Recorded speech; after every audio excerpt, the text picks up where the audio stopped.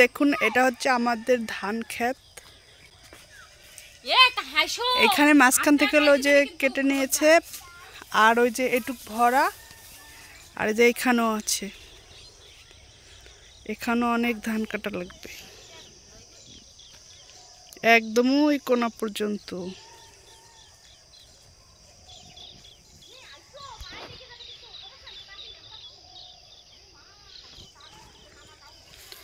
আর ওইদিকে আছে আমাদের ধান, আর পানিতে ওগুলা কাটছে। এগুলো কাটার জন্য হলো লোক আনবে, তো আমি ভাবলাম যে লোকের দরকার না, আমি কাটবো। দেখি আমি কতগুলা কাটতে পারি। তো চলুন ধান কাটবো, আমি এখন কাটবো, আপনারা সবাই দেখবেন।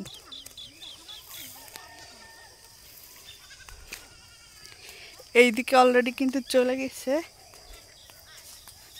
আমার ভাগ্নে, চলে গেছে আর বোন। আমি যখন বলছি ধান কাটবো, ওরাও বলছে আমি কাটবো। তো বলছে চলো কে আগে বেশি করে কাটতে পারে। তো এখান থেকে কেটে নেওয়া হয়ে গেছে। এগুলো আগে পাকে গেছিল, ওই যে দেখেন এই যে ধান কাটছে।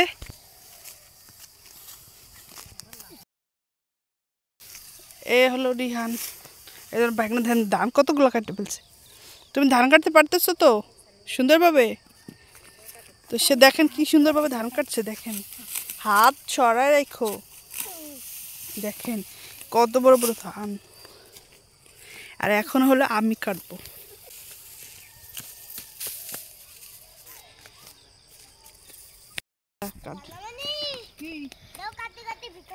আমার ভালো ভালো খান্দি কাটা কোনো ব্যাপার।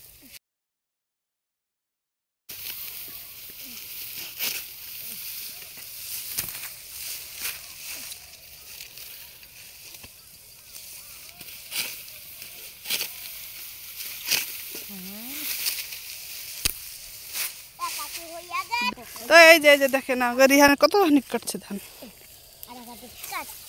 দেখেন দেখেন ধান কাটছে উঁচা দিচ্ছে কি হবে।